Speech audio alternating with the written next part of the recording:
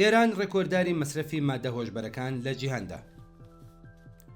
کۆمەری ئیسلامی ئێران ناوەندی سەرەکی بەرهەمهێنانی هەموو جۆرە مادەیەکی هۆشبەرە و دەواازەی بڵاوکردنەوە بە سەرتاسەری دنیادایە و بە بەراورد لەگەڵ ڕێژەی دانیشتوانەکەی زۆرترین معتادی بە مەوادی مخدر تێدایە. ئێران لەوەها تایبەتمەندیەکی جوغرافیایی بەهرەمەندە کە کۆمەری ئیسلامی بە وەرگرتنی ئیمکاناتی ماڵی زۆر لە ڕێکخراوی نەتەوە یەکگرتووەکان بەڕێوبەری پرۆژەیەک بە ناوی خەبات دژ بە مادەی هۆشبەر بێت. ڕژیمی ئێران بەم جۆرە نەتەنها لە ئیمکاناتی ڕێکخراوی نەتەوە یەکگرتووەکان بەهرەمەند دەبێت، بەڵکو بەڕێخستنی مافیایەکی بازرگانی مادە هۆشبەرەکان سەروەتێکی زۆر و زەبەندی دیکەشی دەست دەکەوێت. هەر جار ناجارێکیش بە ناوی بربەرەکانە لەگەڵ مادە هۆشبەرەکان ژمارەیەک لە وردە فرۆشان و قاچاقچیانی دەرەوەی چرخەی مافیا یەخودیەکانی بۆ چاوترسێنکردنی کۆمەلگا و بەهرەبەرداری سیاسی لە سێدارەدات. کۆمەری ئیسلامی هەموو ساڵێک بڕێک لەو مادە سڕکەرە بە ناوی دۆزراوەش لە شانۆگەریەکدا ئاگر تێبەرەدات و میداڵی ڕێزلێنانیش دەداتە بنەماڵی ئەو مەئمورانەی لە کاتی ڕوبەڕووبوونەوە لەگەڵ قاچاقچیانی ڕەخیبدا کوژراون و هەراوهوریا دەخاتە ڕێ کە چلۆن سەربازە گومناوەکانی بۆ بەرگرتن لە پەرەگرتنی احتیاد و پاراستنی لاوان لە ئێران و جیهان گیانی خۆیان بەخت دەکەن.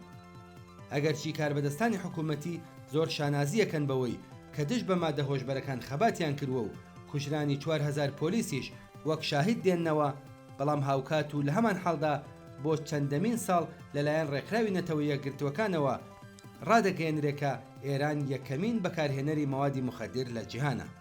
بە پێی راپۆرتی دەفتەری کۆنتڕۆڵی مادەی هۆشبەر و تاوانی ڕێکخراوی نەتەوە یەکگرتووەکان، ئێران ڕێکۆردداری مەسرەفی مادە هۆشبەرەکان لە جیهاندایە.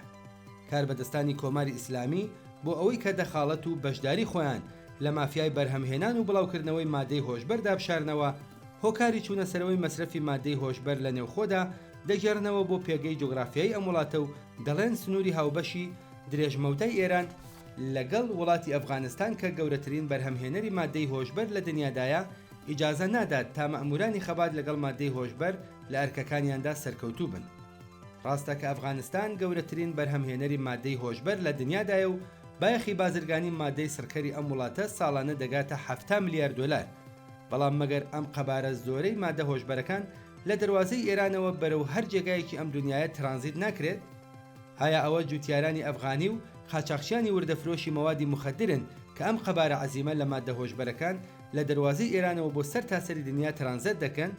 ئایا ترانزیتی قەبارەیەکی ئاوا گەورە لە مادە سڕکەرەکان بەبێ مافیایەکی بەهێزی دەوڵەتی وەک مافیای سوپای پاسداران ئیمکان پەزیرە؟ ئاستی احتیاد بە مەوادی مخدر لە ئێران بە خێرایی ڕوو لە پەرەگرتنە و تەمەنی گیرۆدەبووان گەلێک هاتووەتە خوارەوە. هەرێستا نزیکەی 10 ملیۆن کەس بە جۆرێک لە جۆرەکان گیرۆدەی مادەی هۆشبەرن و تەمەنی گیرۆدەبوون دابەزیوە بۆ 12 ساڵ. هەمووان دەزانن کە کۆمەری ئیسلامی بە ئاسانی دەست لەم بەرەکەتە کە هەم قازانجهێنەرە و هەمیش ڕووکاسکەر هەڵناگرێت. مادە هۆشبەرەکان دەبێ ببن تا لاوان لە ڕووکاسیدا بەسەربەرن و شووری و نشات و چالاکیەکانیان جوانە مەرگ بێت. دەبێ مادەی هۆشبەر هەبێت تا بازرگانی پڕ لە قازانجی ئەو سەوداگەرانەی مەرگ کە سەرێکیان بە ئۆرگانە سەرکوتگەرەکانی ڕژیمەوە بەندە هەروە لە بڕەودا بن.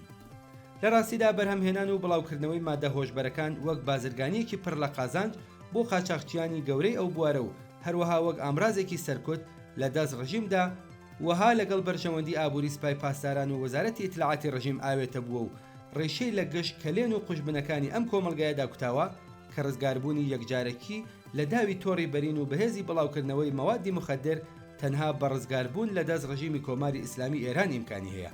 بەڵام نەفسی پەرەسەنی خەبات لەم ئاراستەیەدا و هیوا بە گۆڕینی ئەم ڕژیمە دەور و نەخشێکی گرنگی لە کەمکردنەوەی گیرۆدەبوواندا دەبێت.